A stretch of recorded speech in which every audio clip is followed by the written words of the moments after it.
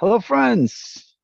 Welcome, one and all, once again to Piano Tech Radio Hour.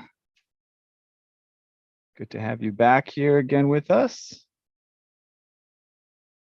Another good turnout today, but I'll spotlight myself for the time being and make sure I admit everyone that's still jumping in here. I'll take a quick minute to introduce us in a moment. And then we'll get right into the broadcast that we're going to get through today.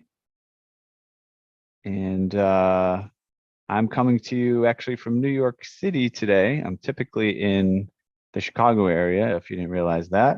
But on the road, back where I lived for several years in the New York City area, staying with some friends in Brooklyn.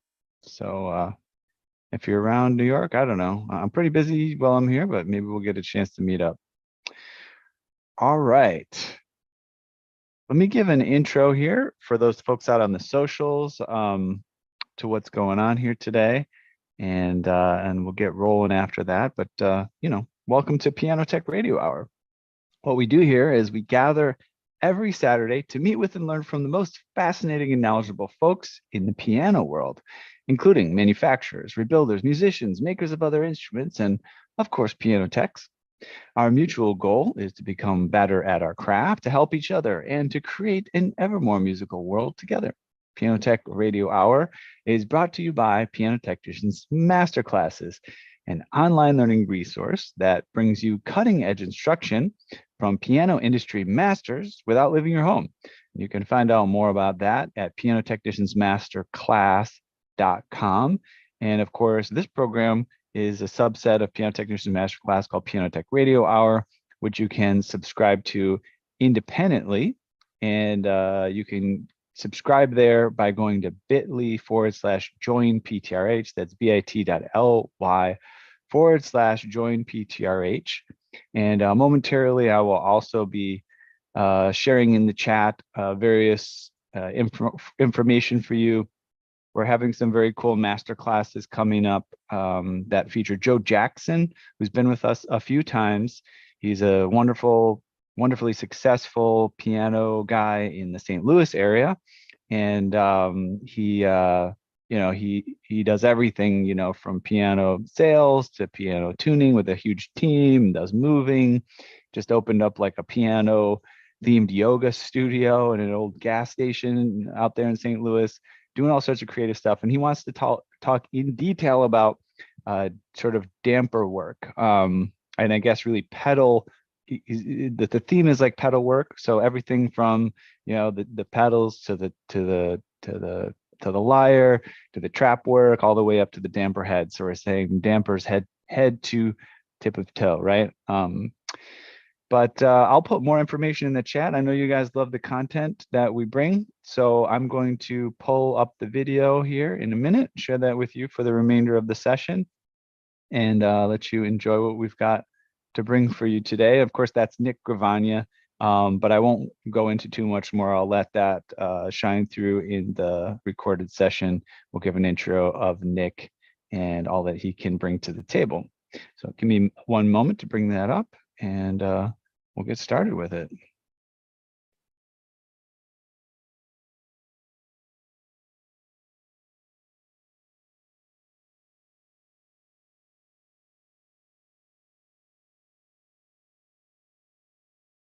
Facebook, YouTube, yeah. And I'm going to start letting people in, okay? Okay. You said YouTube Live as well? It's YouTube Live as well? It's such an honor to be able to facilitate this. I wish I could see the class. Sorry, Ethan. Keep going. Are you, can you see? Are you missing something? Or? No, I'm here. I'm seeing stuff. What I meant to say is, can you see everybody? I can't see everybody. No, that's okay. I see it like what view are you using? I see a top row. Oh, that's all right. Gallery view. That's okay. Yeah, choose a gallery view if you want to. You should be able to see more people. I'll just appreciate it. Yeah, it's okay. So, okay. Ethan, I just wanted to say that. Well, go ahead. Oh, I was just going to say hi to Bill Monroe. He's looking very. He's looking very ominous in his hoodie over there. Yeah, he's a secret gangster We've out we've there. got like Gangster. we've got like 3.5 feet of snow outside, so I'm just Oh, awesome. it's hovering around 0 today. Nice. Love it. Oh, I'm I love snow. really truly grateful. I'm in Southern California with the door open and the window open. It's 70 and sunny here. Yeah. What were you going to say, David? I want to say before we start that I've known Nick for about 20 years, and for the first half of that, I was really intimidated by him because he knows so much, and I felt like I was like a country bumpkin compared to this guy. And he also had this cool kind of like 50s jazz musician, nothing rattles me kind of vibe, and it's like, Jesus, who is this dude? And then I found out he makes a good living in the piano business, living out in the middle of Chitlin Switch, Idaho. I mean, some little town way up in the mountains in Arizona. It's like, wow.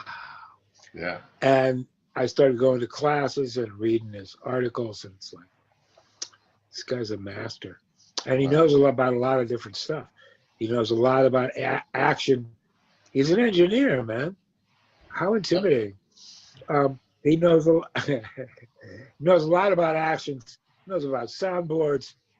He knows a lot about a lot of stuff. So use him in this hour and ask him whatever questions you want to ask.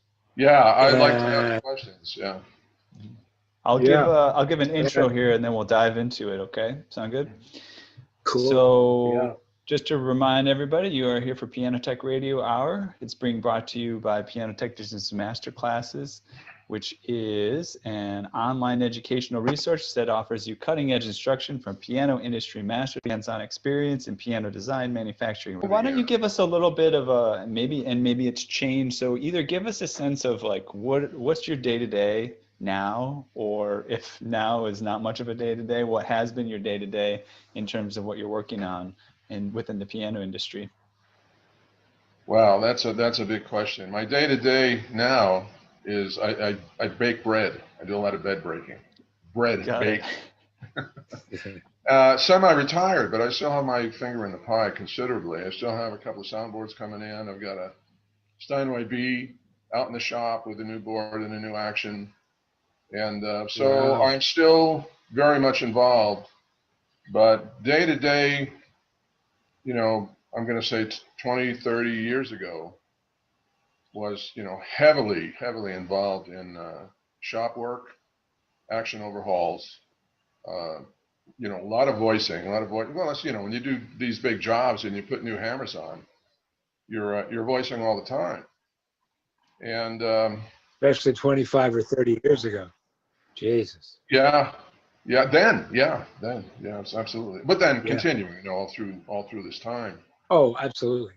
Yeah. If we just talk about the voicing thing for now, just in a couple of minutes here, we'll get back to it, I think.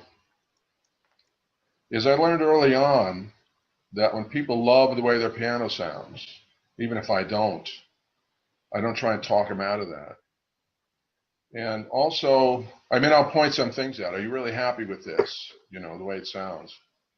And I'll play some notes, and I might say, to me, this sounds a little bright. And no, we love it. Everybody that's played the pianos love it, and so forth. I don't push too hard. But when they tell me, I used to love the way this Yamaha sounded, you know, 5 years ago or something, and now it's I can't play soft, I can't do this, I can't do that. That's when I dive in. I begin explaining this is why, show them the hammer and so forth. But we're really working against a lot of factors there because it's very, very much a subjective issue. David had a question? What were you going to say, David? Yeah, my question was, at that point, when the people say these hammers are shrieky, they're too bright, do you actually do something to knock them down, to knock one down a little bit and say, well, that's a little scary. That's a good idea. If you make such a change to one hammer in the middle of the scale, then they're stuck with it, right? So that's why a small yet noticeable change, I guess. Yeah, okay. I make a dramatic difference. Basically, what I do is I used to carry a thin hanky with me. And I would pull the action out. I put the hanky on top of the hammers, right? And believe it or not, you could play, and the change is instant. They're like, wow, that's a lot mellower, than it was. In some cases, if you play the note enough with that hanky on top there, they can hear, that's the tone. I want something more like that. Then you're home free. Then you can explain, okay, I can get it to there, but the reason, this is what I'm going to have to do. And then you start talking about the money, the time, and all the rest of it. In some cases, I've been able to, if I didn't have my hanky with me, I had some sort of cloth that I could actually put under the string and bring it back up around and make sure that it was under the hammer and then hit that. And that was just enough to make a change in the way that particular note sounded. I just wanted to show them that a softer impact, quote unquote, is going to make a big change in the tone. So that was one of my techniques of getting them there. But that's a great risk-free idea. Yeah. But I've had situations, and I'm sure that you that voiced a lot too, where husband and wife both play. And wife is better, let's say. She knows she's more accomplished than dad. And so, where does this go? And I've had instances where I've voiced it, and mom loved it, and dad hated it. The reason dad hated it is because he doesn't know how to dig in. When we voice hammers, we're putting that variable sense of, what are we talking about here? The hammer hits the string, and it has a variable sense of compression to it. So the harder that hammer hits the string, the higher the partials are going to come out. Now, an accomplished pianist knows that. They know how to dig in and get that when they need it. But someone that's not that accomplished, they don't. And so to them, their normal playing comes out too dull, too soft, too mellow. Right. It's mezzo all the time for those people. It's mezzo all the time. Yeah. So we have to voice for those particular tastes, which in a sense complicates the thing considerably, because who else is going to play this piano? Is it just you? Or do you have, is this going to be used? You have this big room, you've got this Steinway B here. Are you going to have a lot of parties? Do you entertain a lot? In other words, do you have the professors from the university coming over? Are they going to play it? Is it that sort of thing? Because at that point, I will almost have to insist, I'm going to have to voice this to a performance level. And, we're all going to have to live with that, because I guarantee if I bring this down too far, somebody else is not going to like it. The players are not going to like it. Yes. What were you going to say, Dave? Yeah. I was going to say, you present like a doctor, like somebody who really knows what's going on, and that you have the answer, that you can, whatever the issue is, you can sit there and communicate with them to a high enough level so that they can feel comfortable with you doing whatever you need to do. Mm-hmm. That's the secret of that situation, I believe. Don't you? Well, that you've learned how to Yeah. Be in relationship with your clients. Yeah. And I think that's what I love about this business so much, is that it's so personal. It's great in that regard. You know, we really have this one-on-one relationship. These people invite us into their homes. We meet their dogs and cats. We meet their kids. They invite us back, you know, I know. over and over again. It's a wonderful relationship. It's one of the things I've always appreciated about being in this business. But I think in all of the various disciplines, if we talk about, you know, pianos in three big boxes. Let's say we've got the box itself, we have the belly that we're concerned with, or should be. We should know something about that, even if we're just tuners. Yeah. We have the action. How does it play? And then we have the sound. How does that factor in? In other words, obviously the tuning is the first part of the tone. And then we got to work with the hammer. So we have three big areas right there. And in every one of those areas, it's only a small handful of things all of us need to know and can know, and explaining at least the basics of what's going on. You know, piano tone really begins in the belly. We all know that. You can't get out of it from a hammer if it's not in the piano to begin with. So there's a big area No. right there. Well, how do we talk about that? I mean, obviously it can get very confusing because you have a 7-foot piano next to a 5'1" piano. Obviously they're not going to sound the same and can't. The bellies are very different. No, but the bellies still have what you can everything do- in common with each other. they do. And what you can do, what I do, what I've grown to do have over 30 odd years, 40 odd years, I pluck strings Mhm. and have them listen to the decay, the sustain and decay. And I Right. show them if I pluck a string that's functioning at the top of its efficiency, I say, this is how every string on this piano is supposed to sound.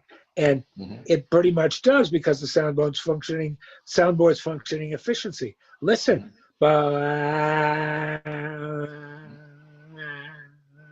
It has blooms. And, you know, people can hear that. Everybody that I've ever showed it to can hear it. Mhm. Mhm. So it heals the sting of you're going to do what to my piano and my hammers and my whatever. Jesus, you know, heals that sting a little bit. Well, a hammer, obviously plucking the string is a good idea because, in fact, not only that, also for the partials. And one of the things I like to do, someone says the piano is, well, I do this anyway, just in terms of voicing and just getting a sense of what the piano is compared to what I'm getting out of the hammer.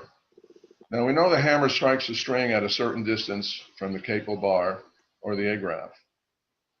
And what I like to do is just sort of estimate that distance, whatever it is.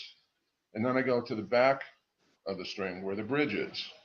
And I estimate the same distance. So in other words, I want to get that strike point, but I'm putting it between the bridge pins and the front of the piano. See what I mean? Right? So if I know it's hitting at an inch, Yeah. hammer's hitting at an inch, I go to the back and I figure an inch right there. Then I take a plectrum, which I have a long, sort of longish maple wedge that I made. That's like a big long guitar pick. It's got some flex to it. And I'll strum that string right there, right at that point. And if I hear all the high partials coming out, I say, well, okay, it's in there. It's in the box, as some of us say.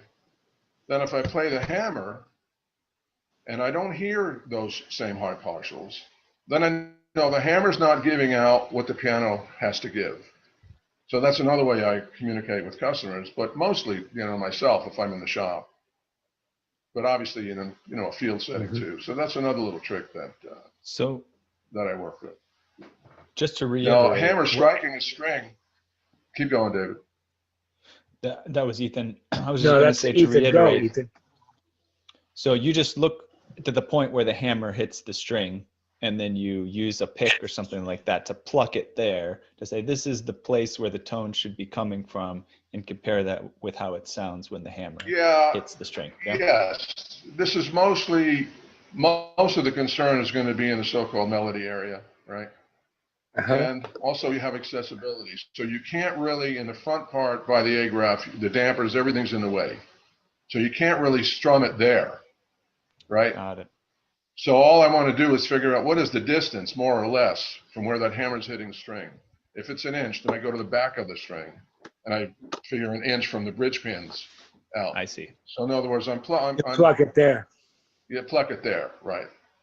Okay, so because the dampers would be in the way. Right. Got it. Right. Wow. So that That's brings amazing. up a lot of stuff. I can hear it right there. So listen to all the pipe, you hear all that tinkling sound and the rest of it. Now, granted, when you pluck a string with a plectrum, you're going to get a lot of high partials anyway, no matter where you do it. But it tells me it's in there. It tells me it's in the box, and that's all I need to know. At some point, There you go.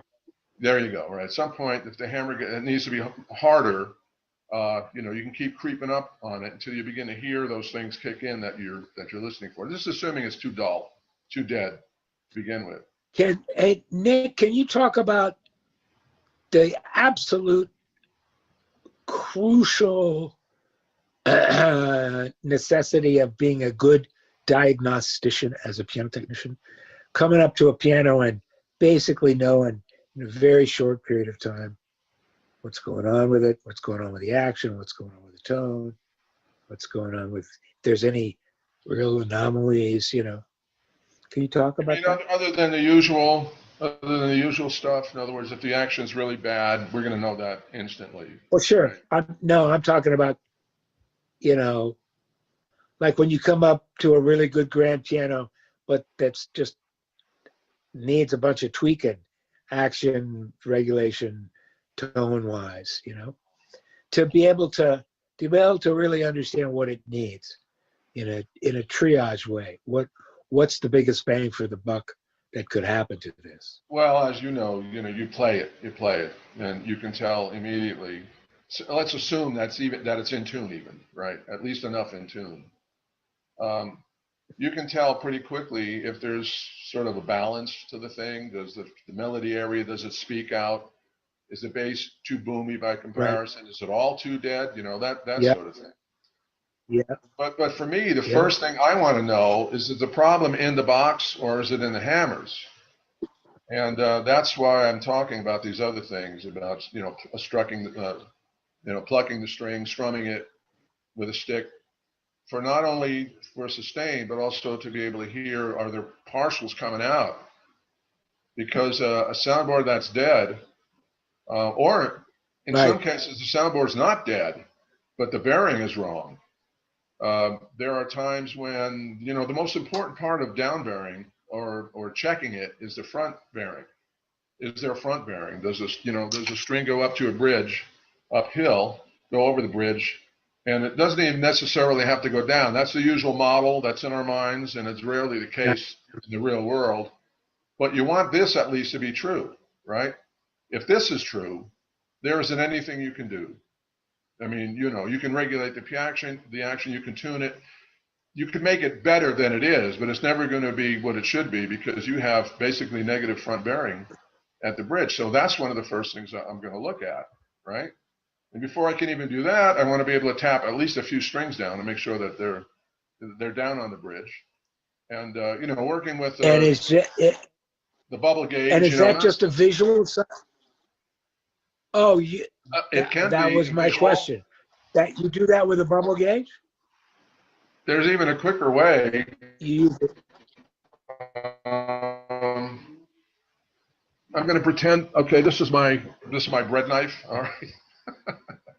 Let's say I love that you have a a bread knife and a drumstick as props there. That's yeah. I was hoping you break out in a drum solo at some point. It could Is it a happen. cowbell? So if you put careful hitting the cowbell. Or cowbell. Yeah, I know. It affects the sound for you guys.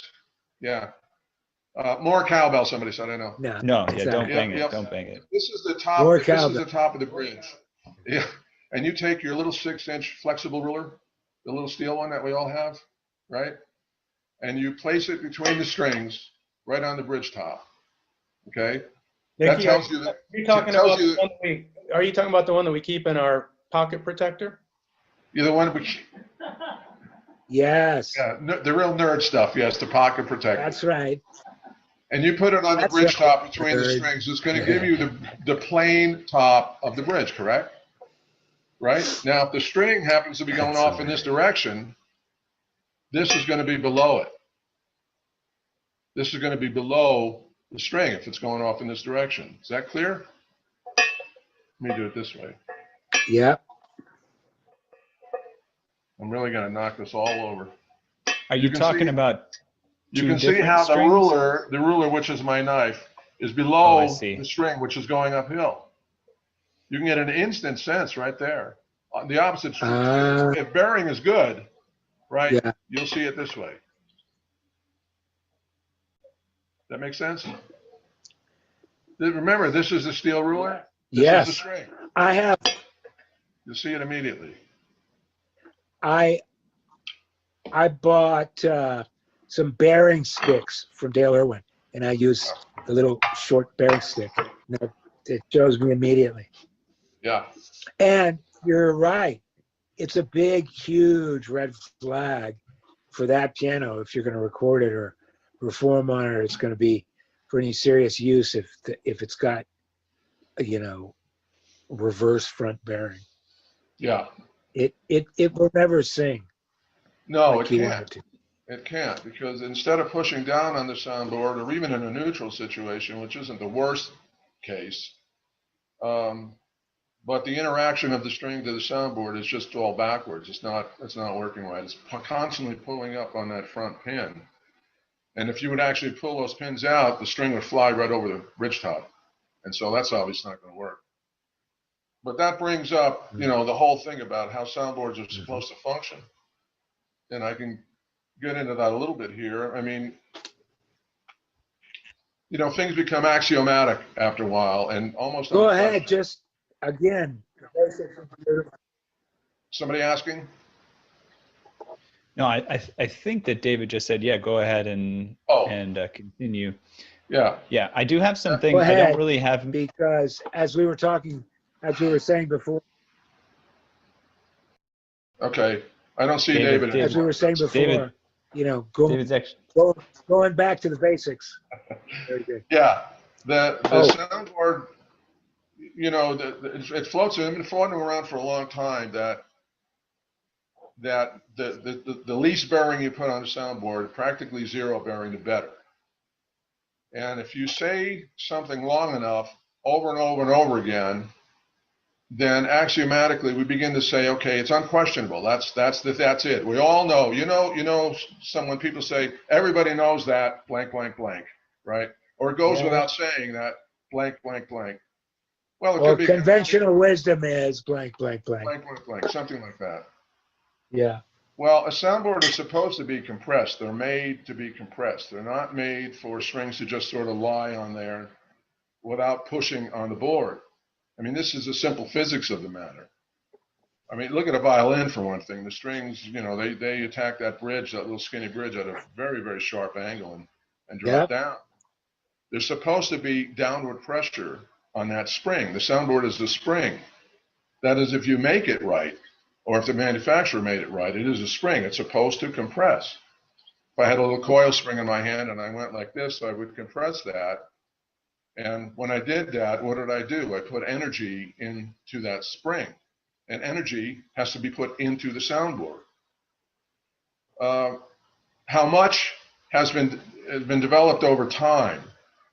And it's a funny thing, because the piano really was invented before there were computers and before there were all sorts of, heavy investigations into it with oscilloscopes and various timing devices and so on. And how was it developed? How was it determined that, well, we like this one? Well, it was, experiential. And people's ears picked it up and said, this is what we like. This is what goes. The same thing with actions. Yep. Why is 10 millimeters, give or take, a small amount? Why is that the amount? Why isn't it 15? Why does the hammer blow? Because that's what 45 or 46 millimeters. Why isn't it 72? Right? Because as human beings, we respond to those numbers. If we were like Goliath, from those pages, pianos wouldn't be what they are. They'd be a totally different thing. So how much pressure has to be put on a soundboard basically has been worked out more or less to about 4 pounds per string, which would be 12 pounds per unison, right? It's easy to multiply that by 88 notes, and you get some sense of how much pressure needs to go on there. The other part of that is how far down is the soundboard going to sink under that. If it doesn't sink at all, if it doesn't compress, you're going to have a long, thin, sustaining type tone, but no body to it, right? Because the impedance is so high. Now, impedance is a big word and it gets thrown around a lot, but basically all it means is that it's fighting motion. When there's a lot of impedance, there's a lot of resistance to motion, right?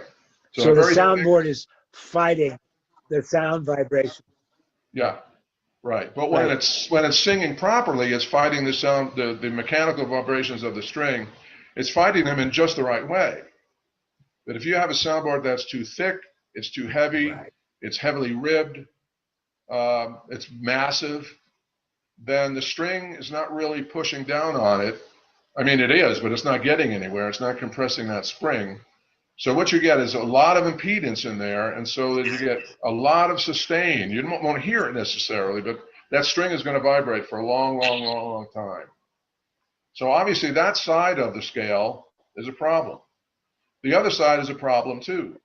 If a soundboard is made too light, too flexible, you're going to get the impedance is very, very low, too low. You're going to get a huge upfront bang to it, like a snare drum or a cowbell, but no sustain to it. So somewhere in between those things is where the healthiest soundboard is going to exist. So nobody's making a soundboard that's a half-inch thick today, except maybe Rubinstein's, 12-foot piano. And nobody's making a soundboard that's a quarter of an inch thick, panel-wise.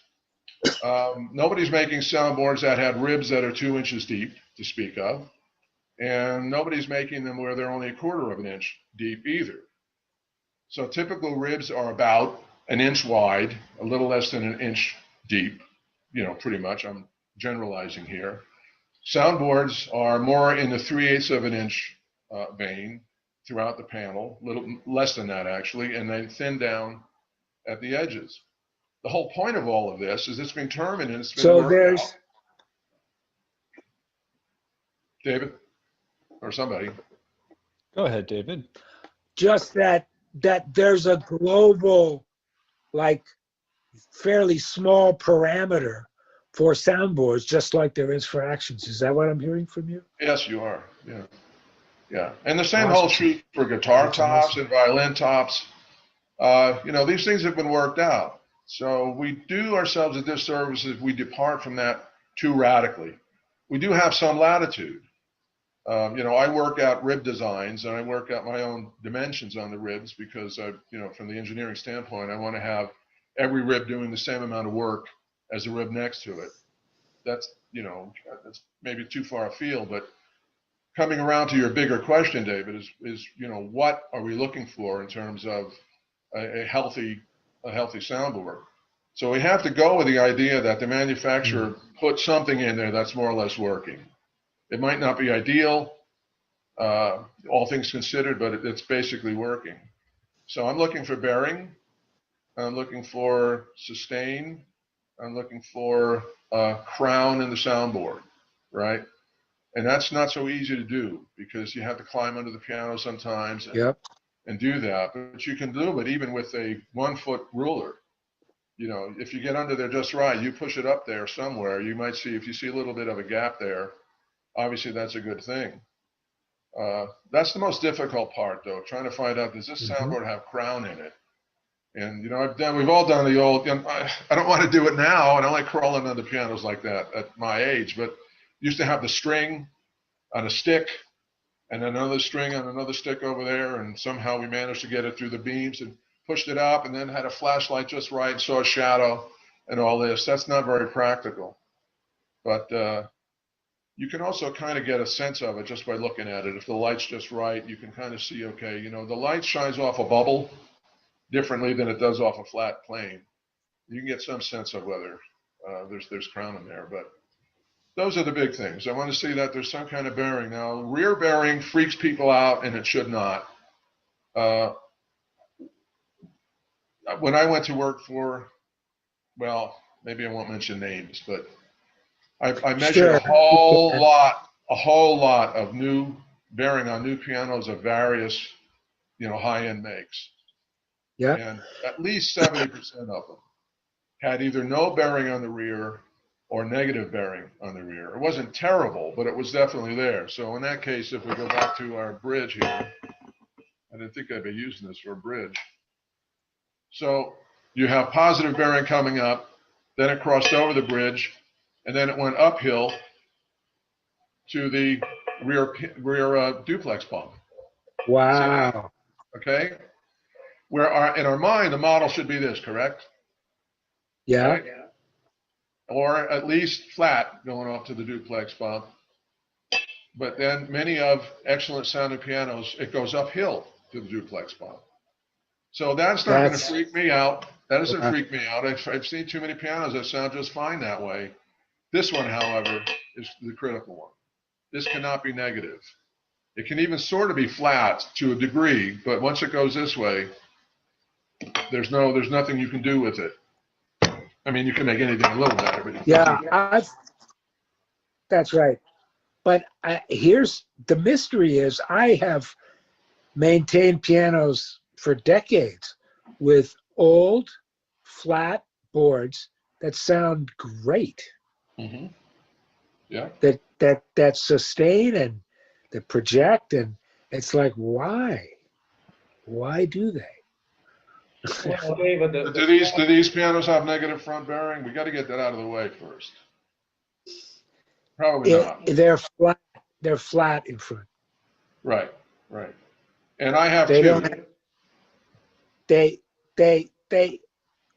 if they have any uphill at all, they have it on the front. Yeah, right. So it's still pushing down. It's still pushing down on the board. yeah, the fact that the soundboard looks flat to you strung, it still has compression. It still has down bearing on it. Like if you were to take all the strings off, you would notice that the crown would increase. So the fact that it's flat and sounds great says that it's still compressed. Maybe not as much as it was new, but that's why you still have good sound. Yeah. But here's the bigger question here too, That's David. that's a great answer. The bigger question here too is we would never build a flat soundboard, right? We couldn't build a flat soundboard, thinking that because we have rebuilt a couple and we've shimmed some boards and we have 2 or 3 pianos in our care that have quote unquote flat soundboards. So therefore, we must conclude that a flat soundboard is the way to go from now on. And that's not the case, right? We still have to build crowns in our boards, and we still have to approach the whole idea that we want to press that board down by introducing energy into it through down bearing. I mean, that's got to be our model. I would say that, and maybe you've seen more of these than I have, but you know, I've rebuilt pianos, quote unquote. It was sort of quasi-rebuild thing where a board was shimmed, it wasn't too bad, and it maybe had, just a tiny bit of crown that I could see in the bottom of the board, but basically flat. And when it came time for me to set the bearing on it, I thought, well, what am I going to do? And years ago, I found out that if I set, you know, not as much as I would on a brand new soundboard, but half of that at least, right, still came out with a good job. So I wouldn't say that, you know, a board that is flat, if it comes into your shop, for example, and you're wondering what to do, it doesn't necessarily mean that it has to have a new soundboard, depending on the money and a lot of other factors. But the basic model is the one that we have to keep in mind, because from there we can make departures in our experience and what's acceptable and what's the extreme that we just can't, you know, we can't accept it anymore. I'm going to cut in here real quick. We're about halfway through the session. It's been going really great. Really appreciate your time and energy, Nick. A couple of things for those folks that are watching on YouTube and Facebook. We're going to sign off those streams. So if you did want to join us on the Zoom chat, I put the link so that you can do that. And then also we've got some questions here in the chat that I think it'd be great to bring into the conversation. So after I'll deliver maybe the first question, and then we'll sign off YouTube and Facebook. So first of all, I did get a request for you to talk about your bread recipes. No, post your bread recipes. Of course, that was tongue in cheek, but clearly it involves a cowbell and a drumstick in some way. So that's fascinating. But we got a question about the bridge surface when it's not flat. And it was a question about why do you think this happens when the bridge surface is not flat? Is that something you have an answer to? The bridge surface is not flat. Does that mean front to back it has a kind of a hump in it? I'm not sure what the it's Dave's question, Dave Skolnick, so he might come on in a minute to clarify. I'll move on to the next one, which may make more sense. Vince Mercalo says, is there such a thing as Vinny bridge Mercalo. roll? I'm sorry. Mercalo. Yeah. Vince Awesome. Mercalo, dude. Mercalo, thank you. Is there such a thing as bridge roll? And if so, how does this happen? Good question. I don't believe so. I do believe there is soundboard roll though. The forces on the bridge You fix it. are such that they want to pull, they want to pull the bridge toward you, the tuner, right? And the only thing that the bridge is really anchored to is the panel and the ribs under it. And if the panel and the ribs in front of the bridge toward you go this way, the bridge is going to cant with it.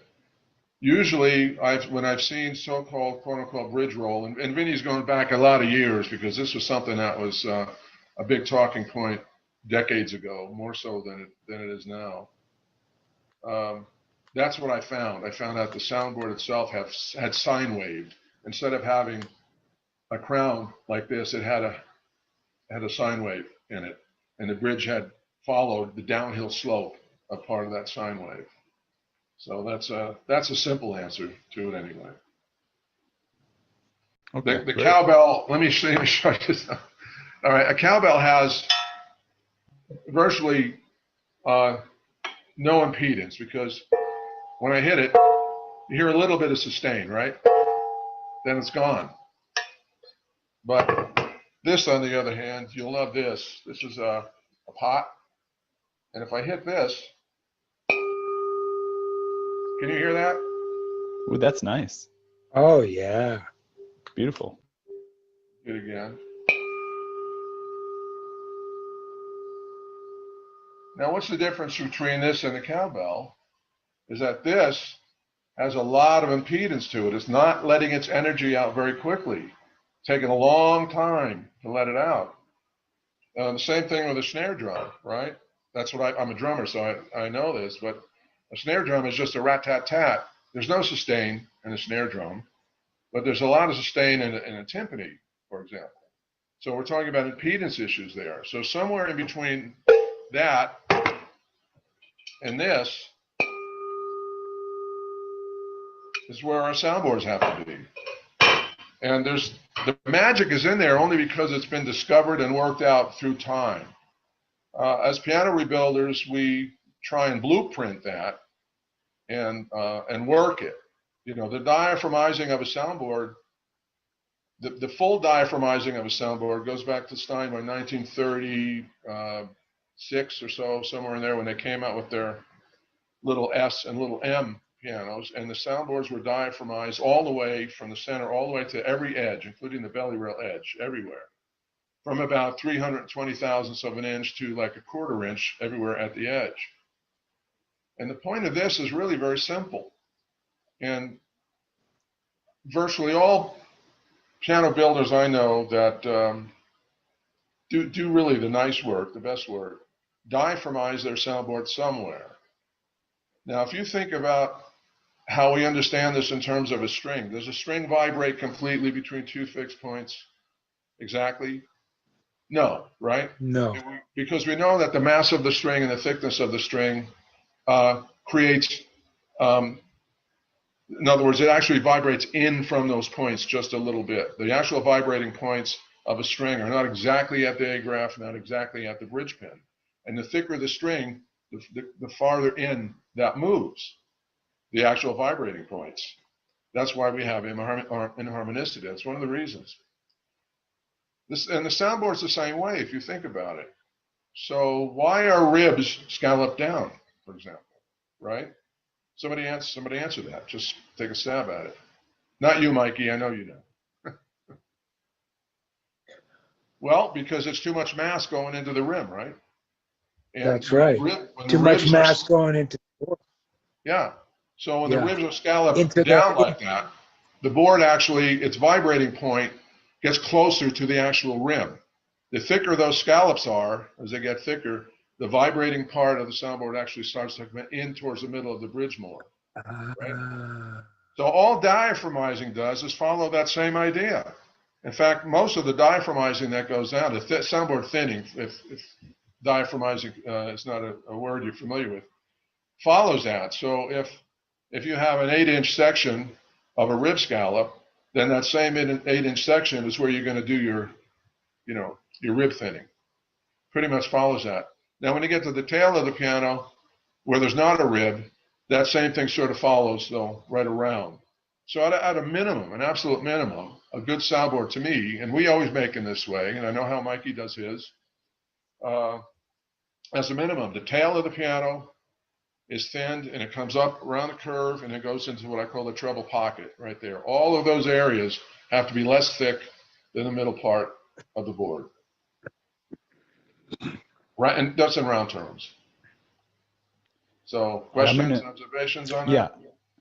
Yeah, let me cut in here for some of the questions that got left behind here. So we got through some of the bridge roll questions. So this is a comment from Cy Schuster, but maybe you would have a comment on his comment. He said, the most incredible thing to me about soundboard design is how to predict how much it will deflect when fully strung.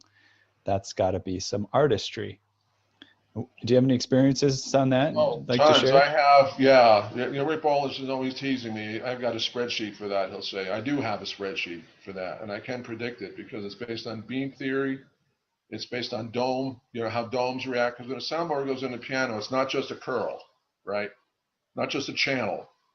When you actually build the board, it looks like it's mostly a channel when it's not actually glued in the piano. When you glue it in, though, and you put it in, you're going to find that the high treble area is above the rim by this much, and that down at the tail, it's also above the rim by this much. It's not till we actually glue it in that we push those down. When that happens, the soundboard becomes more of a dome than just a channel. A dome is exceedingly strong compared to, it's just one of the strongest structures out there, a dome, because any point of pressure radiates in all directions. So in answer to Cy's question, experience tells us. Mikey knows, how much he's going to lose. Not, I shouldn't say lose, but how much of the crown is actually going to be compressed. And we want it. Remember, we want that to happen. We want to compress that spring. So if you start out with, if I just throw a number out there, 25 thousandths of down bearing based on the Lowell gauge, and then you string your piano, that 25 thousandths is going to drop down to half that, so maybe 12 or say 15 thousandths. And it happens every time, especially if you're used to making your own boards and you understand what to expect. In terms of quantifying it, however, you'd have to know the thickness of the soundboard, you'd have to know the thickness of the rib, the depth of the rib at every rib, and you'd have to know the pressure that we're going to be applying to the soundboard.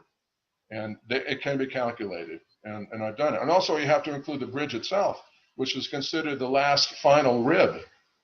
The bridge itself is massive by comparison. It's a big, strong thing, and it's resisting the downward pressure. So you have to have the bridge in there, you got to have the panel in there, you got to have the rib depths in there in order to be able to calculate how much deflection downward there's going to be.